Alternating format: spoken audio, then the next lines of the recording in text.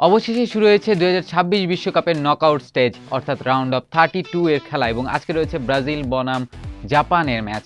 কিন্তু round of 32 এর প্রথম ম্যাচটি খেলেছে কানাডা বনাম দক্ষিণ আফ্রিকা। কানাডা এই ম্যাচে জয়লাভের মাধ্যমে রাউন্ড অফ 16 এ কোয়ালিফাই করেছে, এটা তাদের ইতিহাসে প্রথমবার। এবং ম্যাচের একদম শেষ সময়ে গিয়ে কিন্তু গোলটা করে কানাডা জয়লাভ করেছে এবং যাদেরকে হারিয়ে কানাডা রাউন্ড অফ 16 এ গেল তারা হচ্ছে দক্ষিণ আফ্রিকা, যারা কিনা ইতিহাসে প্রথমবারের মতো নকআউট স্টেজে উঠেছিল। দুটো দলের জন্য এই ম্যাচটা ছিল অনেক বেশি গুরুত্বপূর্ণ, অনেক বেশি স্মরণীয়, অনেক বেশি ঐতিহাসিক। কিন্তু আজ রাত 11টায় যে ম্যাচটি অনুষ্ঠিত হতে যাচ্ছে সেই ম্যাচ নিয়ে অনেক বেশি উত্তেজনা, আলোচনা, সমালোচনা সবকিছুই চলছে ব্রাজিল বনাম জাপান।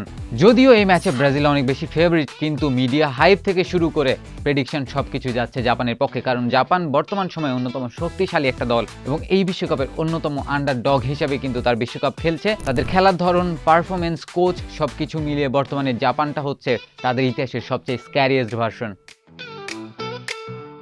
জাপান কিভাবে এখন এত ভয়ঙ্কর হলো, জাপান কিভাবে এত শক্তিশালী হলো?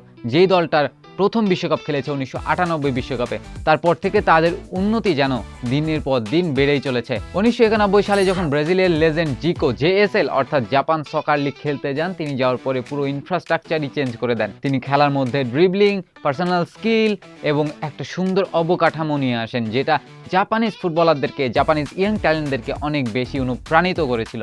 1993 সালে শুরু হয় জে লিগ এবং তারপর থেকে পৃথিবীর অনেক বিখ্যাত ফুটবলার সেই লিগে খেলতে গিয়েছেন। অনেক তারকা ফুটবলারই তার ক্যারিয়ার শেষ করেছেন এই জে লিগে। জাপান একটা সময় ভাবে যে তারকা নির্ভর হওয়া মোটেও আমাদের জন্য ভালো হবে না, তার চেয়ে ভালো হবে যদি আমরা ইউথ ডেভেলপমেন্ট নিয়ে কাজ করি, আমাদের তরুণ ফুটবলারদের সুযোগ করে দেই এবং আমরা আমাদের গ্রাসরুট ফুটবল নিয়ে কাজ করি। এবং তারা এইভাবেই তাদের রোড ম্যাপ সাজায়, তারা এইভাবেই কাজ করে। 1998 সালে তারা 100 বছরের একটা পরিকল্পনা করে, যে 100 বছরের মধ্যে বলা আছে 2092 সালে তাদের বিশ্বকাপ জয়ের লক্ষ্য।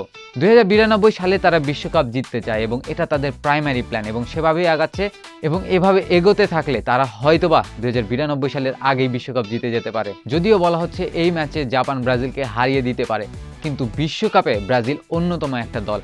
বিশ্বকাপের জন্যই ব্রাজিলের তৈরি হয়েছে, বিশ্বকাপেই ব্রাজিল সবচেয়ে বেশি সফলতা পেয়েছে। তারা জানে কিভাবে আন্ডারডগ দলদের ডিল করতে হয়, কিভাবে ম্যাচ বের করে আনতে হয়। এবং বর্তমান সময়ে কার্লো আনচেলত্তি, যিনি কিনা ব্রাজিলের বর্তমান কোচ, তিনি বিশ্বের অন্যতম সফলতম কোচ এবং এই বিশ্বকাপের সবচেয়ে দামি কোচ। তার অধীনে ব্রাজিল আবারও ছন্দ পেতে শুরু করেছে। ভিনিসিয়াস জুনিয়র ন্যাশনাল ফ্রড থেকে হয়ে গেছেন ন্যাশনাল হিরো। 3 ম্যাচে করেছেন 4 গোল 2 অ্যাসিস্ট এবং বর্তমান সময়ে রয়েছেন দুর্দান্ত ফর্মে।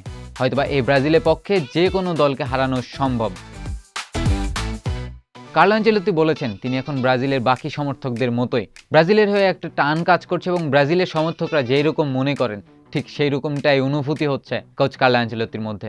জাপানের কোচ থেকে জাপানের ফুটবলার সবাই অনেক আশাবাদী যে তারা ব্রাজিলকে হারাতে পারে। তারা মনে করে যে তারা যদি তাদের নিজেদের সেরা খেলাটা দিতে পারে এবং কোনো ধরনের দুর্ঘটনা না হয়, তাহলে ব্রাজিলকে তারা হারিয়ে পরের রাউন্ডে যেতে পারবে। ব্রাজিল এবং জাপানের ম্যাচের পাশাপাশি রয়েছে আজকে আরও 2টি উত্তেজনাপূর্ণ ম্যাচ। জার্মানি বনাম প্যারাগুয়ে, 4বারের বিশ্ব চ্যাম্পিয়ন লড়বে লাতিন আমেরিকান আরেক দল প্যারাগুয়ের বিপক্ষে।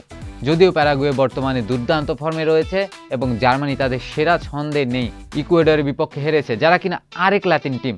এই ম্যাচে যে জার্মানি খুব সহজেই জয়লাভ করবে বিষয়টা এরকম না, তাদেরও অনেক বেশি সমস্যায় পড়তে হতে পারে। প্যারাগুয়ে হয়তোবা তাদেরকে অনেক সমস্যায় ফেলতে পারে। তবে দিনের আরেকটি হাই ভোল্টেজ ম্যাচ হচ্ছে নেদারল্যান্ড বনাম মরক্কো। দুই দলের ডিফেন্স লাইন অনেক বেশি শক্তিশালী, মিডফিল্ড শক্তিশালী এবং অ্যাটাকিং লাইন আপও শক্তিশালী। যদিও মরক্কো হাই ট্রানজিশন ফুটবল খেলে, কিন্তু নেদারল্যান্ড খেলে পজিশন বেসড গেম। নেদারল্যান্ড ইতিমধ্যে গ্রুপ স্টেজে 3 ম্যাচ খেলে 8টি গোল করে ফেলেছে। তাদের আক্রমণ ভাগ এবার যথেষ্ট শক্তিশালী রয়েছে এবং তাদের ডিফেন্স লাইনও অনেক বেশি শক্তিশালী। যদিও বলা হচ্ছে মরক্কো এবার আন্ডারডগ হিসেবে খেলতে নেমেছে এবং গত বিশ্বকাপে তারা সেমিফাইনাল খেলেছিল এবং এইবারে তাদের টার্গেট ফাইনাল খেলা। তবে সবকিছুই হয়তো পরিষ্কার হয়ে যাবে আজকের ম্যাচে। তারা নেদারল্যান্ডকে যদি হারাতে পারে তাহলে হয়তোবা তারা ফাইনালে যেতেই পারে, কিন্তু তারা যে নেদারল্যান্ডের সঙ্গে খুব সহজে জয়লাভ করবে বিষয়টা এরকম না। তবে আজকের ম্যাচের ফলাফলগুলো কি হতে পারে সেটা আপনি জানিয়ে দিতে পারেন কমেন্ট বক্সে। এই ছিল আজকের ভিডিও, দেখা হচ্ছে পরবর্তী ভিডিওতে। ততক্ষণ ভালো থাকবেন, সুস্থ থাকবেন, বণিক বার্তার সঙ্গেই থাকবেন।